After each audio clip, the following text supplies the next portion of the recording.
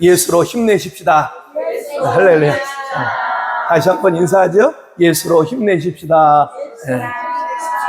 여전히 그 환경과 여건이 바뀌어지고 그 사랑과 관계가 회복되어지면 다 잘 될 것 같아도, 내 계획과 내 뜻대로 되어지면 지금 그 문제도 해결될 것 같아도, 길이요 진리요 생명이신 예수 그리스도 아니면 우리에게 길이 열리지 않습니다. 오직 그 예수 그리스도로 말미암아 우리에게 소망이 열리게 되어집니다. 여전히 그 환경과 여건이 바뀌지 않는다 할지라도, 여전히 그 사람 때문에 화가 나고 짜증이 난다 할지라도, 오늘도 그 예수로 말미암아 우리에게 소망이 있습니다. 여호와는 나를 돕는 이시니 내가 무서워하지 아니하리로다. 사람이 내게 어찌하리요 하노라. 오늘 그 하나님 여전히 나를 도와주십니다. 할렐루야. 오늘 말씀의 제목 같이 따라 읽도록 하겠습니다. 하나님 말씀 앞에 자세. 하나님 말씀 앞에 자세. 하나님 말씀 앞에 자세. 오늘 이 말씀의 제목으로 같이 함께 은혜를 나누도록 하겠습니다. 오늘 두 번째 시간이죠. 하나님 말씀 앞에 자세, 두 번째 시간입니다. 왜 우리가 하나님의 말씀 앞에 자세를 바로 가져야 되는가? 성경은 우리에게 분명히 예수 그리스도로 생명이 연합된 하나님의 백성 성도의 그 위치가, 그 사람이, 그 성도라고 하는 본분이 무엇인가를 성경은 우리에게 이렇게 정의를 하고 있죠. 우리 베드로전서 1장 23절 우리 믿음으로 같이 함께 봉독해 읽습니다. 너희가 거듭난 것이 썩어질 씨로 된 것이 아니요 썩지 아니할 씨로 된 것이니 하나님의 살아있고 항상 있는 말씀으로 되었느니라. 아멘. 하나님의 변하지 아니하고 살아있는 능력 있는 그 말씀으로 바뀌어진 존재가 누구라 그래요? 예수 그리스도의 생명으로 연합된 하나님을 믿는 성도라는 존재란 말이에요. 그래서 성경은 우리에게 분명히 가르쳐주죠. 성경은 우리에게 너는 이러한 존재니까 이렇게 해야만 돼. 안 하면 넌 저주받고 너 멸망당한다. 성경은 우리에게 강요하지 않아요. 성경은 우리에게 우리가 누구이며 하나님이 누구이신가를, 그 예수가 누구인가를, 그 성령님은 지금도 무엇을 하고 계신가를 우리에게 차근차근 설명해 주세요.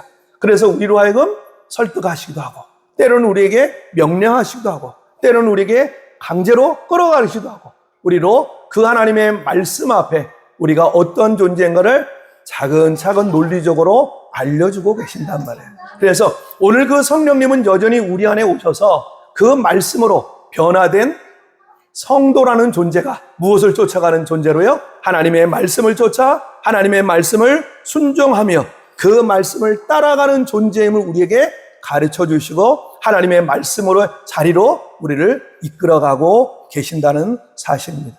그러므로 성도는 어떤 존재예요? 거룩할 성자에다가 물이 돋자란 말이에요. 거룩한 물이 그냥 뒷짐지고 성경책 가슴에 딱 품고 애임하는 존재가 아니라 하나님의 말씀으로 어떤 존재예요?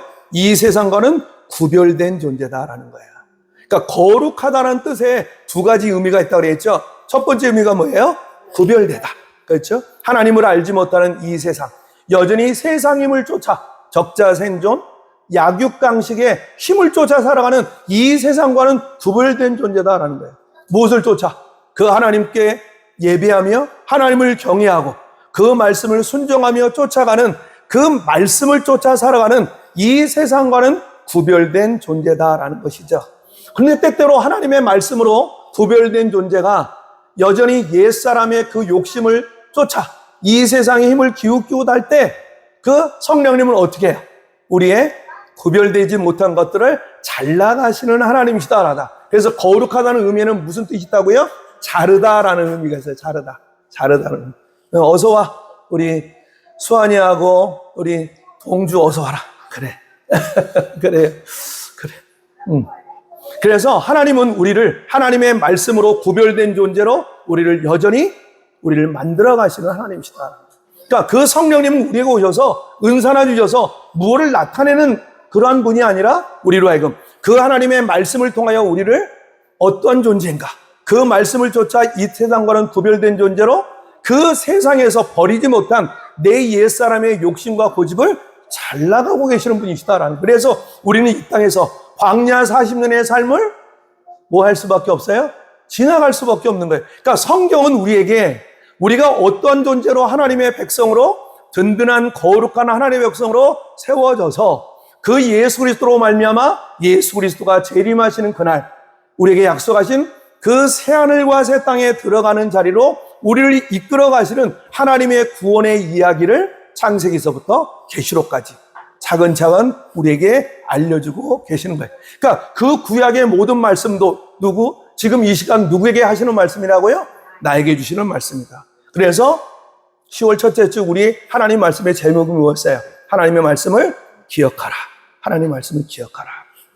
그 말씀은 그 몇천 년 전에 이스라엘에게 주셨던 말씀이 아니라 오늘 2023년 10월 15일을 살아가는 나에게 주시는 하나님의 살아있는 말씀이다라는 것이죠. 나에게 주시는 말씀이다. 그런 거예요. 그렇죠? 자, 그래서 그 말씀을 우리가 기억하며 이 세상을 살아가는 존재다라는 것이죠. 자, 그 다음에 우리 두 번째 시간에 어떤 시간이었어요? 하나님의 말씀 앞에 자세. 그렇죠? 그 말씀 앞에 어떤 자세로 말씀을 우리가 받아야 되는가. 그래서 우리가 지난 시간 예레미야 말씀을 같이 은혜를 나눴죠? 예레미야 몇 장이었죠? 예레미야 23장 9절 말씀. 어떤 자세로 말씀을 받아야 된다고요? 내 심령이 상하는 자세. 내 모든 뼈가 떨리는 자세. 내가 취한 사람같이 포도주에 잡힌 자세로 하나님의 말씀을 받을 때 하나님이 에스겔에게 말씀을 먹여주셨던 것처럼 오늘 그 말씀을 받을 자세를 갖춘 자에게 하나님은 그 말씀을 우리에게 먹여주실 때 그 맛이 어떻다 그래요? 내 입에 달기가 어떻다고요? 꿀 같더라. 그 꿀은 뭐였어요? 최상의 양식이며 최상의 치료제라 그랬잖아요. 그 하나님의 말씀이 우리 안에 오셔서 우리를 살리고 우리를 회복시키는 말씀으로 그 말씀의 권세와 능력으로 우리를 이끌어 가신다라는 거예요.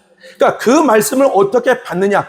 하나님의 말씀을 먹을 자세를 갖춘 자에게 누가 그 말씀을 먹여주세요? 하나님께서 그 말씀을 받을 자세를 갖춘 자에게 그 말씀을 먹여주심으로 말미암아 그 말씀의 권세와 능력이 그 성도의 삶에서 그를 이끌어 가시고 그를 생명의 자리로 그를 회복의 자리로 하나님은 세워 가시는 전능한 하나님이시다라는 거예요.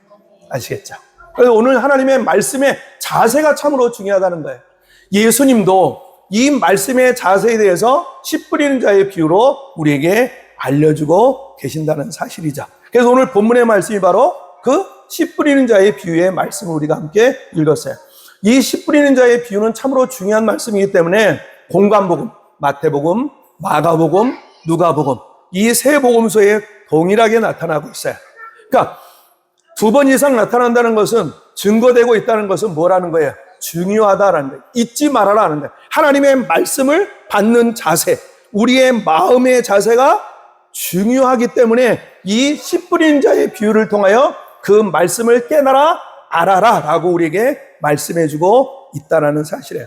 그래서 마태복음 13장에도 이 씨 뿌리는 자의 비유가 나와 있고 마가복음 4장에도 나와 있고 그리고 우리가 읽었던 누가복음 8장에도 이 말씀이 기록되어 있다는 거예요. 그러니까 이 씨 뿌리는 자의 비유는 결론적으로 얘기 드리면 하나님의 말씀을 받는 그 성도의 자세가 마음밭에 뿌려진 밭으로 비유되어 있는 말씀이다. 이런 말씀이라는 것이죠. 자, 그래서 이 비유의 말씀을 예수님이 이렇게 말씀하고 있죠. 오늘 본문의 말씀으로 이제 돌아가 보십시다. 자, 누가복음의 말씀 한번 읽어보죠. 오늘 읽었던 누가복음 8장 4절로 8절 말씀 같이 한번 읽어보겠습니다. 각 동네 사람들이 예수께로 나와 큰 무리를 이루니 예수께서 비유로 말씀하시되 씨를 뿌리는 자가 그 씨를 뿌리러 나가서 뿌릴새 더러는 길가에 떨어짐에 밟히며 공중의 새들이 먹어 버렸고 더러는 바위 위에 떨어짐에 났다가 습기가 없으므로 말랐고 더러는 가시떨기 속에 떨어짐에 가시가 함께 자라서 기운을 막았고 더러는 좋은 땅에 떨어짐에 나서 100배의 결실을 하였느니라. 이 말씀을 하시고 외치시되 들을 귀 있는 자는 들을지어다. 잘 생각해 보세요. 귀가 없는 성도가 어디 있겠어요? 다 듣고 있단 말이에요. 이 귀는 우리가 보고 우리가 알 수 있는 육체의 귀가 아니라 어떤 귀예요? 영의 귀란 말이에요. 그래서 예수님이 4절에 무엇으로 알려주셨다 그래요? 비유로 가르쳐 주셨다 그래요. 그러니까 깨닫는 자만 깨닫고 그 말씀의 능력을 얻고 행하라는 거예요. 그렇죠? 그래서 늘 예수님이 이 땅에 오셔서 비유로 가르치셨단 말이에요. 바로 고린도전서 2장 9절에 보면 기록하였을 때 하나님께서 그 사랑하는 자를 위해서 예비하신 곳이 있다 그러잖아요. 그렇죠? 예비해 두신 것이 있어요. 근데 어떻게 예비해 두셔요? 눈으로 보지 못하고 귀로 듣지 못하고 마음으로도 생각지 못하였담과 같으니라. 하나님이 그 사랑하는 자들 위해서 예비하신 하나님의 선물이 있는데 그것들을 감춰두셨단 말이에요. 육신의 눈과 귀, 즉 오감으로 그것을 깨닫지 못하도록 그것을 감춰두셨단 말이에요. 그럼 무엇으로 우리에게 알게 하셨다고 그래요? 자, 10절에 오직 성령으로 이것을 우리에게 깨달아 알게 하셨다 그런 말이에요. 그러니까 성령은 어떤 분이라고 그래요? 하나님의 깊은 것까지도 통달하시는 하나님의 말씀의 영이요 예수의 영이며 하나님의 영이시다라는 거예요. 그러니까 그 하나님의 영이신 성령은 말씀의 영이신 보혜사 성령은 오늘 내 안에 오셔서 성도의 심령이 오셔서 살아있는 능력의 말씀, 썩어지지 않은 말씀으로 변화된 그 하나님의 성도의 심령에 찾아오셔서 무엇을 하세요? 가르쳐 주시고 생각나게 하셔서 그 말씀을 쫓아 살아갈 수 있는 하나님의 말씀의 백성으로 우리를 인도해 가신단 말이에요. 요한복음 14장 26절이잖아요. 보혜사 곧 아버지께서 내 이름으로 보내실 성령, 그가 너에게 모든 것을 가르쳐 주시고 생각나게 하시리라는 거예요. 그래서 어떻게 해요? 평안을 너희에게 끼치노니 곧 나의 평안을 너희에게 주노라. 내가 주는 것은 세상이 주는 것 같지 아니하노라. 너희는 마음에 근심도 말고 두려워하지도 말라. 할렐루야. 그러니까 이 땅을 사랑하는 성도, 하나님의 말씀으로 구별된 하나님의 백성들은 여전히 이 세상 힘을 쫓아 하나님을 알지 못하는 세상 사람들은 여전히 세상 힘을 가지고 누구만 살아가요? 약육강식이잖아요. 약육강식. 약한 자는 강한 자에게 짓밟혀 살아갈 수밖에 없어요. 아무것도 없는 자는.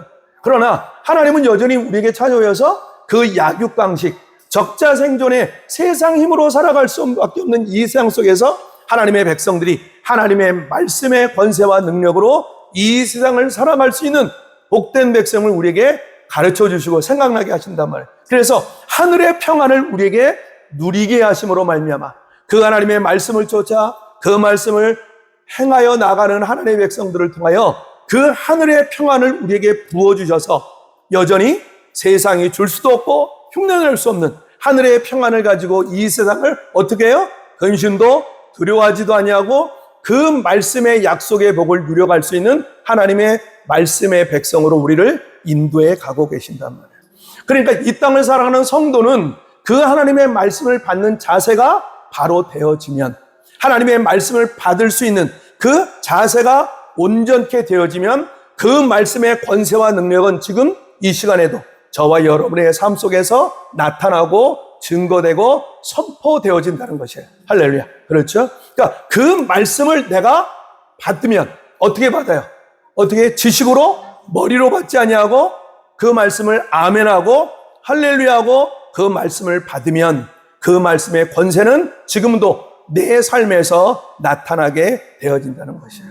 그래서 예수님이 들을 귀가 있는 자가 뭐 할지어다? 듣고 깨달아 그 말씀을 행하라 라고 우리에게 비유로 알려주셨단 말이에요. 비유로 알려주니까 제자들이 예수님 이게 도무지 무슨 얘기예요? 이게 먼 씨를 뿌리고 먼 씨가 막 이렇게 떨어지는데 어떻게 되는 이야기입니까? 제자들이 물어봤어요. 그랬더니 예수님이 이제 그 비유에 대한 말씀을 차근차근 가르쳐 주죠. 길가의 밭, 그리고 지금 오늘 본문의 말씀 바위라고 했죠. 돌밭, 그리고 가시밭, 그리고 좋은 밭. 이 네 가지 밭에 대해서 이제 예수님이 차근차근 알려주고 계신단 말이에요. 자, 우리 11절부터 한번 읽어볼까요? 한번 11절부터 같이 함께 봉독에 읽습니다. 이 비유는 이러하니라. 씨는 하나님의 말씀이요. 우리가 서두에 베드로전서 1장에 23절 말씀 읽었죠. 우리가 하나님 백성 된 것은 무엇으로 된 것이라고요? 썩지 아니할 하나님의 말씀, 씨로 된 것이다 그랬죠. 자, 그러니까 하나님은 여전히 우리의 심령의 밭에, 우리의 심령에 무엇을 뿌려요?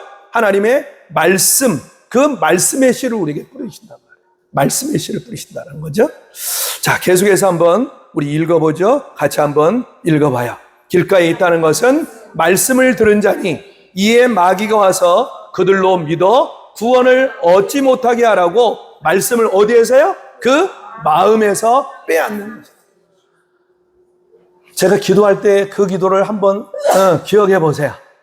예배를 방해하고 말씀을 빼앗는 사단 마귀는 떠나갈지어다. 선포하셔야 돼요. 그러니까 우리의 심령에 하나님이 말씀을 주신단 말이에요.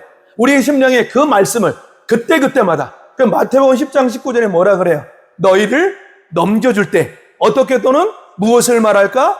염려치 말라. 그때에 그 순간에 무슨 말할 것을 주시리니 말하는 이는 누구라고 그래요?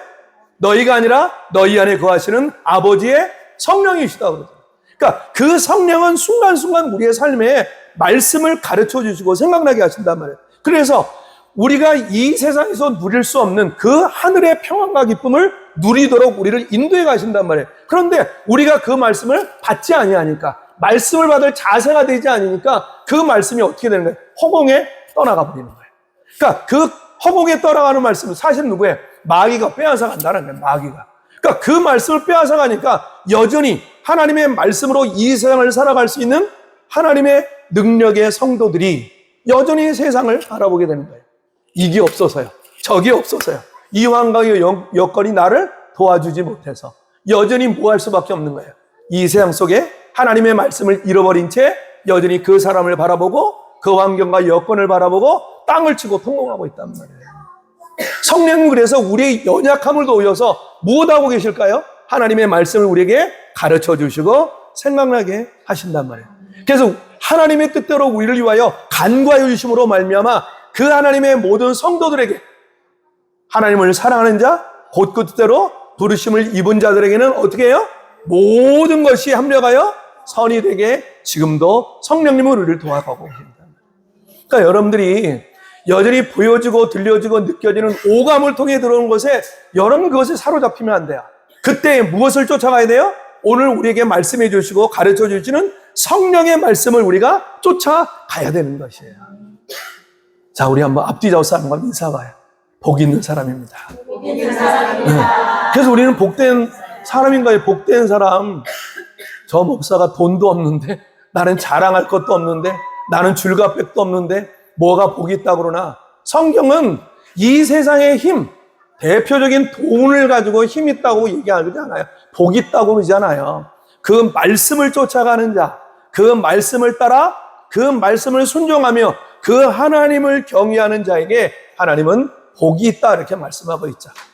시편 1편 1절은 그대로 얘기하잖아요. 복 있는 사람은 어떤 사람이라 그래요? 네? 하나님의 말씀을 주야로 묵상하며 그 말씀을 쫓아가는 자가 복 있는 자다라고 우리에게 말씀해주고 있단 말이에요.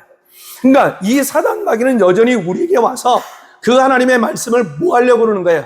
뺏어가려고 그러는 거예요. 그러니까 하나님이 우리에게 창세기 1장에 하나님이 우리에게 주신 하나님의 형상을 쫓아 만들어진 하나님의 백성들이 하나님의 생명력을 가지고 이제 이 땅에서 생육하고 번성하여 땅에 충만한 존재, 땅을 정복하고 다스려야 될 존재에게 그 죄로 말미암아, 그 하나님을 떠나게 말미암아, 하나님의 말씀에 불순종하게 함으로 말미암아 그 하나님의 형상을 그 죄로 가리워버리고 있단 말이에요.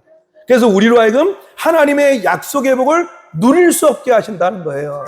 그러니까 잘 생각해 보세요. 하나님은 이미 우리에게 하나님의 약속의 복을 누릴 수 있는 자로 창조해 두셨단 말이에요. 그런데 그 아담의 원죄로 말미암아 그 죄악이 무엇을 가리워버리고 있는 거예요? 하나님의 형상, 하나님의 생명력을 가리워버리고 있기 때문에 이 성령님은 우리에게 찾아오셔서 그 하나님의 형상을 다시 무엇으로 해요? 하나님의 말씀을 통하여 우리로 다시 그 죄악을 제거하시고 하나님의 형상을 다시 회복케 함으로 누구로 인해서요?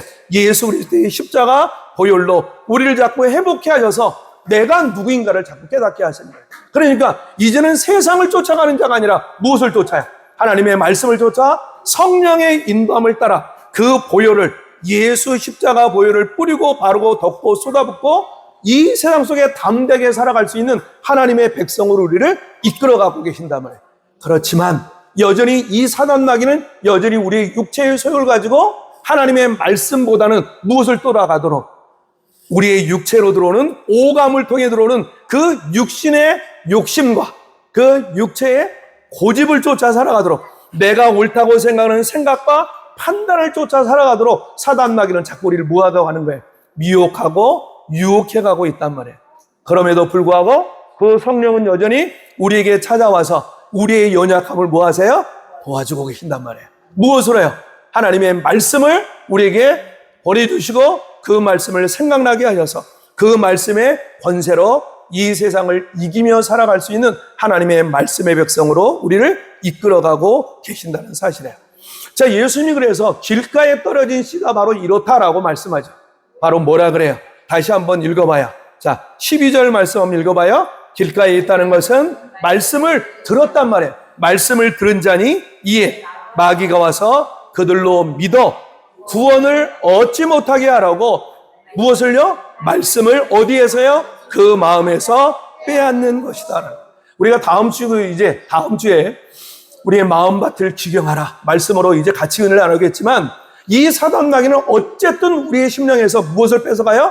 말씀을 빼앗아가요. 말씀을 빼앗아가서 그 하나님의 약속의 복을 누리지 못하게 한단 말이에요. 그러니까 우리가 이것을 말씀을 통하여 깨닫는 거예요. 하나님의 말씀을 통해 창세기는 그것을 우리에게 차근차근 가르쳐주고 있단 말이에요. 그러니까 이 말씀을 통하여 우리의 존재, 사람이란 존재가 누구이며 사람은 어떻게 이 세상을 살아가야 될 때 진정한 참다운 존재가 되어지는가를 성경은 하나하나 가르쳐주고 있단 말이에요. 그러니까 사단 마귀는 여전히 우리에게 찾아와서 그 하나님의 능력의 말씀, 살아 역사하시는 하나님의 말씀을 잡고 우리의 마음에서 빼앗아 가고 있다는 사실이에요. 자, 우리가 잘 알고 있는 예수님의 제자 베드로가 있어요. 그렇죠? 예수님의 제자. 그 베드로가 하나님의 말씀을 붙잡고 살아갈 때는 그 예수가 나의 구원자이시며 주는 살아계신 하나님이시며 아들이시며 나의 구원자이시라고 그는 고백했지만, 말씀을 빼앗겨 버릴 때는 어떻게 하죠? 그 예수님을 어떻게 해요? 부인하죠. 몇 번이나 하죠? 3번이나 부인해버리고 그 예수님을 배반한 그런 제자가 되어버리고 말았단 말이에요. 그러니까 이 말씀을 빼앗기면 성도는 그 자리에서 끝이 나게 되는 거예요. 여러분 이걸 기억하셔야 돼요. 아이, 말씀 빼앗는 거 그거 아무것도 아니지. 영적인 세계에서는 대단해요. 영적인 세계에서 하나님의 말씀을 빼앗긴다고 하는 것은 우리의 생명이 끝난다는 사실이에요. 그러니까 우리의 영육은 사실은 우리는 눈에 보이는 육신이 건강하면 잘 될 거라고 우리는 착각하고 살아가지만, 사실은 우리의 육신보다 더 중요한 게 뭐예요? 우리의 육신을 지금 제어하고 있는 무엇이요? 영이 더 중요하단 말이에요. 그 영을 살리는 게 뭐라고요? 하나님의 말씀이다. 그래서 예수님이 지난 시간에 우리 요한복음 6장 63절에 뭐라 그래요? 살리는 것은 영이니 육은 무익하다 그런 거예요.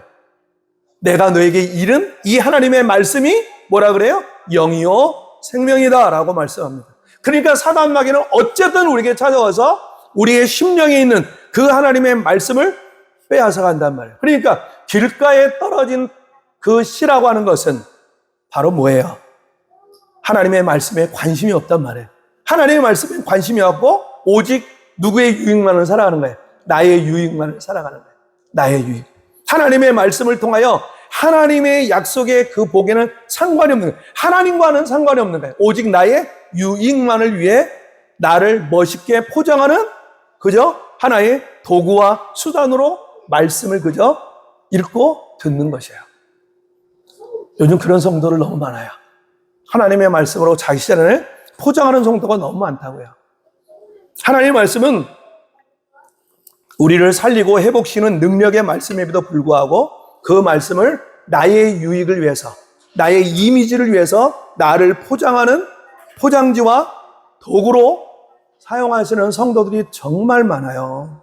그래서 예수님은 그 2000년 전에도 우리에게 분명하게 말씀을 통하여서 우리에게 가르쳐 주시죠. 그러니까 이 마귀는 어쨌든 성도의 심령에 찾아와서 하나님의 말씀을 자꾸 빼앗아 가는 거예요. 그래서 하나님이 자랑되는 것이 아니라 누가 자랑이 되는 거예요? 내가 자랑이 되는 거예요. 내가 최고야. 내가 최고지. 에덴 동산에 그 사단 마귀가 그 하와에게 뭐라고 말씀하죠? 뭐라고 말하죠? 내가 이 선악과를 따먹으면 어떻게 된다고요? 내 눈이 밝아져서 내가 누구처럼 된다고요? 하나님처럼 된다 그래요. 하나님처럼 되려가는 시도를 이 사단마귀는 지금도 계속해서 성도들에게 말씀을 빼앗아 길가밭으로 우리를 내몰고 있단 말이에요. 그래서 이 길가밭을 가지고 있는 성도들은 하나님처럼 데려간단 말이에요. 계속. 그래서 하나님의 말씀을 쫓아가는 존재가 아니라 하나님처럼 데려가는 죄인의 삶을 살아갈 수밖에 없단 말이에요. 그러니까 사람을 기쁘게 하는 자의 삶을 계속해서 살아요. 하나님과는 관계없어요. 하나님을 기쁘시게 하지 아니하고 사람을 기쁘게 하는 자리에 늘 서 있단 말이에요. 이것이 바로 길가에 떨어진 씨다라는 거예요. 그래서 성경은 우리에게 이렇게 말하죠. 갈라디아서 1장 10절 말씀 한번 읽어봐요. 자, 한번 읽어보죠. 갈라디아서 1장 10절. 우리 믿음으로 같이 함께 봉독이 읽습니다. 이제 내가 사람들에게 좋게 하랴. 하나님께 좋게 하랴. 사람들에게 기쁨을 구하랴. 내가 지금까지 사람의 기쁨을 구하는 것이었다면 그리스도의 종이 아니니라. 누구의 기쁨을 위하였다면? 사람의 기쁨을 위하여 살고 있다면 누구하고는 상관이 없다고요? 예수 그리스도와는 상관이 없다는 거예요. 그러나 우리의 삶이 누구를 기쁘게 하는 삶으로 나는 지금 살아가고 있는가를 확인해야 되는 거예요. 그러니까 매 순간 성령은 우리에게 찾아오셔서 너는 지금 누구를 기쁘게 하는 삶을 살아가고 있니? 라고 우리의 심령의 밭을 늘 체크하게 하신단 말이에요. 우리는 그것을 무엇을 통해서 체크해야죠? 말씀을 통하여. 말씀과 기도를 통하여 우리의 삶을 늘 체크하고 확인해야 되는 거예요.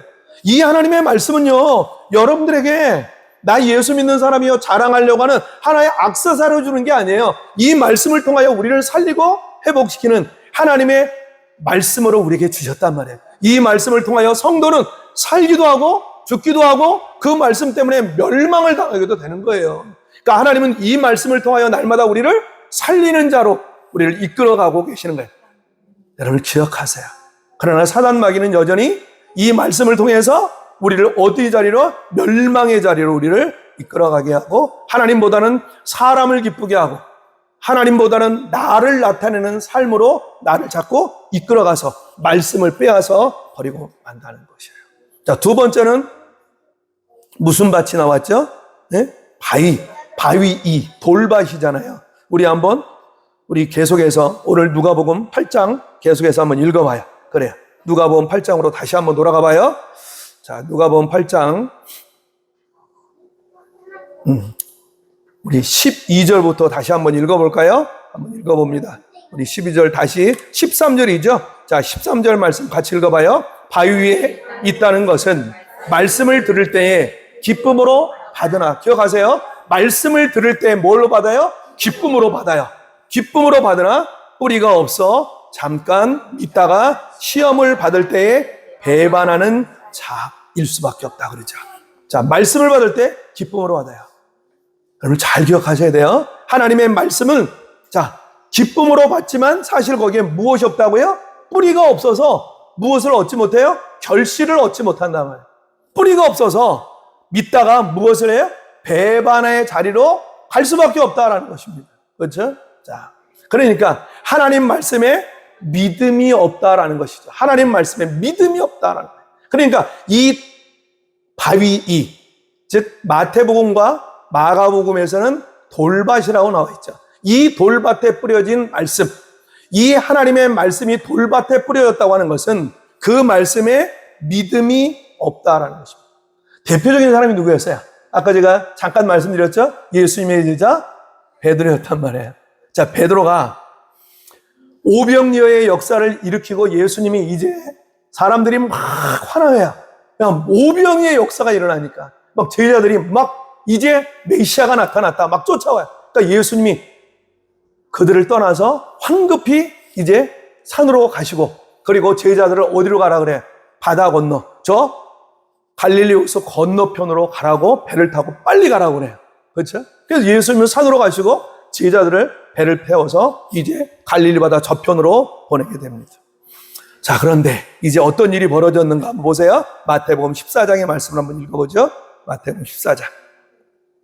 우리 믿음으로 25절부터 32절까지 한번 읽어봐요. 밤사경에 예수께서 바다 위로 걸어서 제자들에게 오시니 제자들이 그 바다 위로 걸어오심을 보고 놀라 유령이라 하며 무서워하여 소리 지르거늘 예수께서 즉시 일어 가라사대 안심하라 내니 두려워 말라. 베드로가 대답하여 가로되 주여 만일 주시거든 나를 명하사 물 위로 오라 하소서 한데 오라 하시니 베드로가 배에서 내려 물 위로 걸어서 예수께로 가되 바람을 보고 무서워 빠져가는지라. 소리질러 가로되 주여 나를 구원하소서 하니 예수께서 즉시 손을 내밀어 저를 붙잡으시며 가라사대 믿음이 적은 자여 왜 의심하였느냐 하시고 배에 함께 오름에 바람이 그치는지라. 자,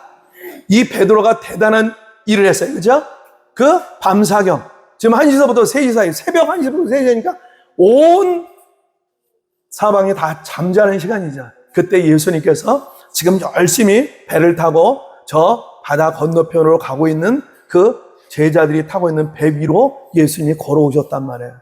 그러니까 이 제자들이 얼마나 놀랬겠어요. 그 밤사경에 그 칠흑 같은 흑암 속에 누군가가 쑥 나타난다고 생각해 보세요. 얼마나 무섭겠어요. 그래서 제자들이 뭐라 그랬어요? 유령이 나타났다 그랬단 말이에요. 유령. 자기 사랑하는 선생님이신 그 하나님의 아들 예수 그리스도를 향해서 유령이 나타났다 그래요. 응? 그러니까 예수님이 그들을 뭐라고 말씀하죠? 안심하라 나다. 너의 선생이야. 내가 하나님의 아들이야. 내가 왔다. 예수님이 말씀하죠. 그러면서 안심하라 말씀하자. 그래서 뭐라고 그래요? 자, 27절 한번 읽어봐요. 예수께서 즉시 일러 가사대 안심하라 내니 두려워 말라. 그러니까 예수님은 여전히 우리의 삶에 오셔서 뭐라고 말씀해요? 두려워 말라. 내가 너와 함께 왔다. 내가 너와 함께 한다고 말씀하고 있단 말이에요. 그렇죠? 그래서 예수님의 다른 이름이 뭐예요? 처녀가 아들을 낳을 것이요 그 이름을 임마누엘이라 하리라. 이를 번역한즉 하나님이 누구와? 우리와 함께 계시다 함이라. 할렐루야. 그렇죠? 여전히 예수님은 우리와 함께 하시는 분이란 말이에요. 우리가 여전히 무엇을 보기 때문에 자, 베드로가 그 예수님의 음성을 듣고 자, 예수님 나를 좀 오라고 하세요. 그럼 제가 갈게요. 그러니까 예수님이 뭐라 그래요? 와라. 자, 와라. 그러니까 베드로가 담대히 그 무리를 걸어가요. 그렇잖아요. 자, 무리를 걸어가요. 자, 29절 보세요. 무리를 막 걸어갑니다. 그렇죠? 예수께로 가는데 뭐가 문제가 생겨요? 베드로가 뭘 보죠? 바람을 딱 보는 순간에 그건 뭐예요?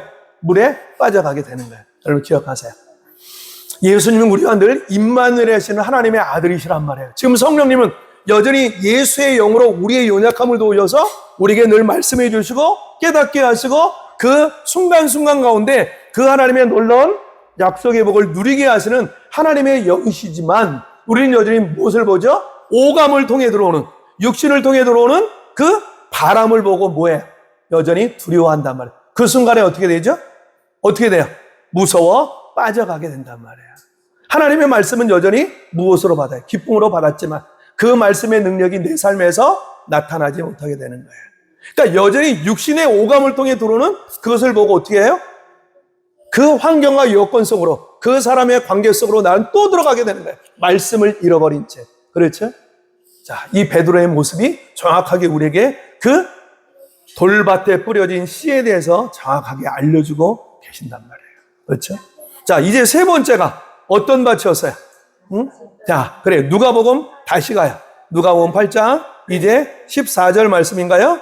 자, 우리 읽어봐요. 가시떨기에 떨어졌다는 것은 말씀을 들은 자니 지내는 중 이생의 염려와 재리와 일락의 기운이 막혀 온전히 결실치 못하는 자요. 그렇죠?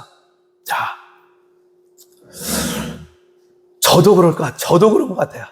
저는 사실 여러분들에게 말씀을 전하는 자고 말씀을 가르치는 자의 사명과 직분을 가진 목사지만 저도 똑같은 사람이란 말이에요. 죄를 먹고 마시고 살 수밖에 없는 죄인이란 말이에요. 이 말씀을 준비하면서 그렇지. 나도 그렇지. 그러니까 그 성령, 하나님의 말씀의 영인 성령의 인도함을 쫓아 말씀과 기도의 자리로 나가지 않으면 여전히 우리도 가시떨기에 떨어진 씨와 같이 그러한 삶을 살아낼 수밖에 없단 말이에요. 말씀을 들었어요. 말씀을 들었지만 어떻게 돼요? 그 염려와 재리와 일락의 기운이 막혀서 뭐 하지 못해요? 결실을 하지 못한다. 말씀의 능력이, 말씀의 권세가 그 사람의 삶에서 나타나지 못하게 되는 거예요. 여전히 이 세상 권세를 짚고 있는 그 사단마귀의 그 유혹과 미혹에 넘어져서 여전히 말씀을 던져버린 채 좌절하고 낙심하고 절망할 수밖에 없단 말이에요. 자, 그러면 이 가시떨기와 같은 하나님의 말씀보다 무엇을 더 귀히 여기겠어요? 하나님의 말씀보다 이 세상을 더 귀히 여기는 것이죠. 가장 대표적인 인물이 누구였어요? 예수님의 제자 가룟 유다예요. 제자들을 통해 우리에게 정확하게 시청각 교육을 하시죠, 예수님은. 그러니까 예수님은 우리에게 그런 사람이 되지 마라고 말하는 게 아니에요. 그 환경과 여건과 그 사람을 통하여 너도 그렇지 않니? 너가 그런 거 아니야? 너 가룟 유다 아니니? 너 베드로 아니야? 라고 우리에게 묻고 계시는 것이죠. 그것을 통해서 우리에게 이렇게 하지 마. 그렇게 하면 너 안 되니까. 너 그러면 안 되니까 그러면 안 돼. 라고 교훈하시는 말씀이 아니라 그 말씀을 통하여 너도 그렇지. 너가 바로 그런 존재잖아. 그러니까 어떻게 하라고요? 그 말씀으로 돌이키라 말씀하고 있는 거예요. 성령님이 여전히 그 말씀으로 우리를 돌이키게 하시는 말씀의 영이시란 말이에요. 그 말씀을 쫓아 우리가 돌이켜갈 때 오늘 우리에게 어떤 일이 벌어지는 거예요? 합력하여 선이 되어지는 역사가 있게 되어지는 것입니다. 자꾸로 말씀으로 회복해 하시는 영이시란 말이에요. 가룟 유다는 어땠어요? 예수님의 12제자였지만 정말로 스마트한 제자였어요. 왜냐하면 가룟 유다는 무엇을 담당하는 제자였습니까? 재정을 맡은 회계였으니까. 그러니까 얼마나 똑똑하고 영리하게 했어요. 그 모든 헌금이 들어올 때, 그 많은 것들이 들어올 때 그는 그것을 가지고 예수님이 그 일을 할 때, 제자들과 함께 그 일을 할 때 잘 감당할 수 있도록 그 모든 것들을 잘 처리할 수 있는 그 사명을 가졌단 말이에요. 그런데 그 가룟 유다가 어떤 일을 저지르고 말았죠? 예수님을 팔아버리고 말았단 말이에요. 얼마예요? 은 30에 팔아버리고 말았단 말이에요. 그 이유에 대해서 성경은 분명히 이렇게 말해요. 자, 요한복음 13장 2절 말씀 한번 읽어봐요. 같이 한번 읽어봅니다. 자, 요한복음 13장 2절. 자, 믿음으로 같이 읽어봐요. 자, 2절 말씀입니다. 같이 함께 읽어봐요. 마귀가 벌써 시몬의 아들 가룟 유다의 마음에 예수를 팔려는 생각을 넣었더니라고 말해요. 예수를 팔려는 뭘 집어넣어요? 생각을 집어넣었단 말이에요. 그러면 자 보세요. 생각을 집어넣으려면 그의 심령 속에 무엇이 빠져나가 버리는 거예요. 말씀이 빠져나간 거예요. 그래서 그 생각이 그 말씀의 자리에 대체 들어간 거죠. 그렇죠? 자, 그러면 그 가룟 유다가 어떤 삶으로 말씀을 내팽개쳐 버렸는가? 성경을 우리에게 정확하게 얘기하고 있단 말이에요. 자, 요한복음 12장 6절 말씀 보세요. 자, 요한복음 12장 자 6절의 말씀 믿음으로 같이 함께 봉독이 읽습니다. 이렇게 말함은 가난한 자들을 생각함이 아니요 저는 도적이라 돈꾀를 맞고 거기 넣는 것을 훔쳐 가밀어라. 자, 말씀하죠. 자, 이게 무슨 환경이죠? 지금 그 예수님께서 베다니의 집에 들어갔을 때 그 마리아가 자기가 가지고 있는 전 재산을 가지고 300데나리온에 되는 그 향유로 예수님이 십자가의 죽으심을 이미 준비하기 위해서 그 발 아래 그 향유를 깨뜨려서 예수님의 장사를 준비했단 말이에요. 머리칼로 그 향유를 깨끗이 닦아드렸단 말이에요. 그렇죠? 발을. 그런데 그것을 보고 있던 가룟 유다가 뭐라 그래요? 야, 왜 그렇게 허튼 짓 하니? 야, 그거 팔아다가 가난한 자들 도와주면 얼마나 좋겠니?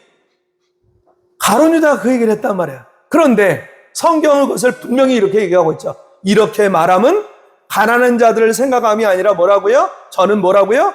도적이라 돈꾀를 맞고 거기 넣는 것을 훔쳐 갔다라고 얘기한다. 그의 심령에 이미 말씀이 떠나가고 무엇이 그 심령 속을 채우고 있었어요? 돈에 대한 욕심이 그를 사로잡고 있었단 말이에요. 그것을 귀신같이 했던 사단마귀가 그 심령 속에 뭘 집어넣어요? 예수 팔려는 생각을 쑥 집어넣는단 말이에요. 여러분들 자신 있으세요? 저는 자신이 없어요. 성령의 도우심이 아니면 저는 자신이 없다니까요. 여러분 기억하셔야 돼요. 예수님을 3년이나 따라다녔던 제자였단 말이에요. 가룟 유다. 그 가룟 유다도 돈 앞에, 그 돈의 욕심 앞에 그는 그 하나님의 말씀을 빼앗겨버리고 말았단 말이에요.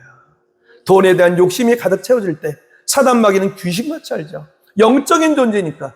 이 사단 마귀는 그 가룟 유다의 마음에 무엇을 집어넣어요? 예수 팔려는 생각을 휙 집어넣으니까 그가 은산십에 누굴 팔아버리죠? 예수님을 십자가에 못 박는 자리에 내어버리고 말았단 말이에요. 자, 오늘 자신 있으세요? 이 가시떨기에 떨어진 시와 같은 자가 되지 않도록 하나님께 기도하셔야 돼요. 이 마지막 때가 될수록 우리는 하나님의 말씀을 붙잡고 그 말씀에 의지하여 이 세상 힘을 쫓아 살아가는 자가 아니라, 이 세상은 다 뭐라 그래요? 육체의 정욕과 안목의 정욕과 이 생의 자랑이란 말이에요. 이 모든 것이 누구로 온 거라고요? 세상으로 온 것이요 아버지 하나님께로 온 것이 아니다 그러잖아요. 요한일서 2장 15절. 그렇죠? 하나님의 말씀은 우리에게 계속해서 우리가 살아갈 그 길을 안내해주고 있단 말이에요. 하나님의 말씀은 우리에게 그 안내자의 길을 우리에게 행하고 계신단 말이에요. 그런데 우리는 자꾸 하나님의 말씀보다는 사람의 말을 쫓아가고 환경과 여건을 쫓아가고 지금 다 안 된대잖아. 지금 다 어렵대잖아. 지금 무슨 얘기야? 가데스 바네에서 여호수아 갈렙이 하는 이야기 여러분 아시죠? 하나님의 말씀의 세계는, 이 믿음의 세계는 민주주의가 아니에요, 여러분. 특히 교회는 민주주의가 아닙니다. 하나님의 말씀을 쫓아 살아가는 자가 그가 살아가는 자예요. 할렐루야. 여러분을 기억하셔야 돼요. 가룟 유다는 그렇게 끝이 나죠. 어떻게 끝이 나요? 자, 사도행전 1장 18절에 이렇게 이야기하죠. 우리 믿음으로 같이 함께 공독이 읽습니다. 이 사람이 불의의 삭스로 밭을 사고 후에 몸이 곤두박질하여 배가 터져 창자가 다 흘러 나오니라. 여러분 기억하셔야 돼요. 여러분 이것들을 보고 여러분들이 무서워라는 얘기가 아니라 그의 삶이 하나님께 버림받은 존재가 되어버리고 말았단 말이에요. 예수님의 제자였는데 그는 하나님께 버림받은 존재가 되어버렸단 말이에요. 여러분 기억하셔야 돼요. 말씀을 잃어버리면 이렇게 되는 거예요. 말씀을 들었지만 그 염려와 세상의 재리와 일락에 사로잡혀서 말씀을 빼앗겨버리면 이러한 존재로 멸망의 길로 끝이 나게 되어진다는 사실이에요. 시간 관계상 제가 예를 하나 더 준비했지만 넘어가도록 하죠. 자, 이제 네 번째가 바로 뭐예요? 네 번째가 뭐죠? 좋은 밭에 떨어진 씨죠. 자, 다시 한번 누가복음 8장 15절로 가요. 자, 누가복음 8장 15절. 자, 우리 믿음으로 같이 함께 봉독에 읽습니다. 좋은 땅에 있다는 것은 착하고 좋은 마음으로 말씀을 듣고 지키어 인내로 결실하는 자니라. 할렐루야. 기억하셔야 돼요. 하나님의 말씀을 어디에요? 듣고 무엇으로 해요? 지켜서 인내로 결실하는 자란 말이에요. 기억하세요. 자, 베드로는 하나님의 말씀을 떠났을 때, 하나님의 말씀의 믿음을 떨어졌을 때 그는 어떻게 돼요? 물에 빠지는 일이 있었어요. 그러나 그가 하나님의 말씀을 붙잡고 나갔을 때 어떤 일도 일어섰어요? 그가 갈릴리 바닷가에서 예수님을 처음 만났을 때 그가 어떤 일을 겪었죠? 네? 그는 갈릴리 바다에서 고기잡이로 뼈가 굵은 어부였단 말이에요. 베드로만큼 어디에 무엇이 살고 어디에 가서 그물을 던지면 얼마만큼의 고기를 건질 수 있다는 것을 아는 지식이 베드로만큼 있는 사람은 없었을 거예요. 베드로는 그 지식이 충만했던 사람이에요. 그래서 그날도 여전히 그물을 던져서 고기를 잡고 있었단 말이에요. 그곳에 누가 타고 있었냐면 예수님이 타고 계셨어요. 그러나 그날은 여전히 우리가 흔히 얘기하는 재수가 없어서 여전히 운때가 안 맞아서 여전히 고기 한 마리 낚지 못했어요. 그래서 베드로는 여전히 좌절하고 낙심하고 있었을 때 예수님이 그에게 뭐라고 그래요? 네? 저 우편에 가서 다시 그물을 던지라고 말하죠. 그때 이 베드로가 그 예수님의 말씀에 순종해서 그 그물을 던지게 되어지죠. 자, 그 자리로 한번 가봐요. 누가복음 5장의 말씀 한번 읽어봅시다. 누가복음 5장. 자, 5절로 6절 말씀 우리 믿음으로 같이 함께 공독에 읽습니다. 시몬이 대답하여 가로되 선생이여 우리들이 밤이 맞도록 수고를 하였으되 얻은 것이 없지만은 무엇에 의지하여? 말씀에 의지하여 내가 그물을 내리리다. 무엇에 의지해요? 말씀에 의지해요. 우리의 삶이 이렇게 되기를 주님의 이름으로 축원합니다. 보여주고 들려는 것에 제발 좌절하고 낙심하지 마세요. 제가 언젠가 진짜와 가짜에 대한 말씀도, 상대 세계와 진짜 세계에 대한 말씀도 여러분들에게 같이 은혜를 나누겠지만, 우리는 이 가짜에 자꾸 낙심하고 절망하면 안 돼요. 말씀이 진짜라는 걸 기억하셔야 돼요. 내가 말씀에 의지하여 다시 그물을 던지겠나이다. 자, 어떤 일이 벌어졌을까요? 6절 말씀 읽어봐요. 그리한즉 고기를 내은 것이 짐이 많아 그물이 찢어지는지라. 말씀의 기적은 오늘도 우리의 삶에서 나타나고 있습니다. 그 말씀을 붙잡아야 돼요. 그 말씀 앞에 좋은 밭이 되어져야 되는 거예요. 나의 경험, 나의 지식, 내가 옳다고 생각하는 그 생각, 그 편견과 그 고집을, 그것을 내가 버려야 되는 거예요. 내 욕심을 버려야 되는 것이죠. 내가 이렇게 붙잡고 있으니까 하나님의 말씀이 들어올 데가 없는 거예요. 내가 이것을 놓게 되어지면 하나님의 말씀이 나를 통하여 증거되고 나타나게 되어진다는 사실이에요. 하나님의 말씀 앞에 좋은 밭이 되어지면 하나님의 능력과 권능은 오늘도 우리의 가정과 직장과 사업장에 자녀들에게 나타나게 되어진다는 사실이에요. 그 로마 군대의 백부장 고넬료가 어땠어요? 그 하나님의 말씀 앞에 내가 하나님의 말씀을 듣고자 여기에 엎드렸습니다. 베드로 앞에 엎드렸잖아요. 그 로마 군대의 엘리트 장교, 백부장이라고 하면 한 대위 정도 되는 고급 장교란 말이에요. 그 고급 장교, 하나님을 알지 못했던 그 고넬료, 그 엘리트한, 그 스마트하고 그리고 그 사회적인 경험과 그 당시에 로마는 문명의 최고봉이었단 말이에요. 그 나라의 그 엘리트 장교였던 그 백부장 고넬료가 무엇을 듣고자 하여? 하나님의 말씀을 듣고자 하여 내가 하나님 앞에 엎드렸습니다. 그가 엎드렸잖아요. 하나님의 역사가 그 이방을 통하여 나타나는 증거가 그를 통하여 시작되게 되잖아요. 사랑하는 성도 여러분, 오늘 이 하나님의 약속의 말씀을 붙잡아야죠. 오늘 말씀을 듣는 내 자세가 어떤 자세인가? 내가 길가에 떨어진 길가밭인가? 아니면 나는 지금 돌짝만 바위 위에 떨어진 하나님의 말씀을 받은 자인가? 나는 여전히 가시떨기에 떨어진 씨와 같은가? 나는 정말 좋은 밭에 떨어진 하나님의 말씀을 좋은 마음으로 그 말씀을 아멘하고 할렐루야하고 받는 자세를 갖추고 말씀을 받고 있는가? 오늘 여러분을 기억하세요. 그리고 나는 어떤 밭인가를 다시 한번 생각하세요. 그 하나님의 말씀의 능력은 여전히 좋은 밭으로 말씀을 받으면, 오늘 마가복음에는 뭐라고 말씀해요? 오늘 누가복음 8장에는 인내함으로 결실을 맺는 자다라고 얘기하지만 마가복음에서는 이렇게 우리에게 얘기해주고 있잖아요. 자, 마가복음 4장 20절 말씀 읽어보세요. 자, 한번 읽어보죠.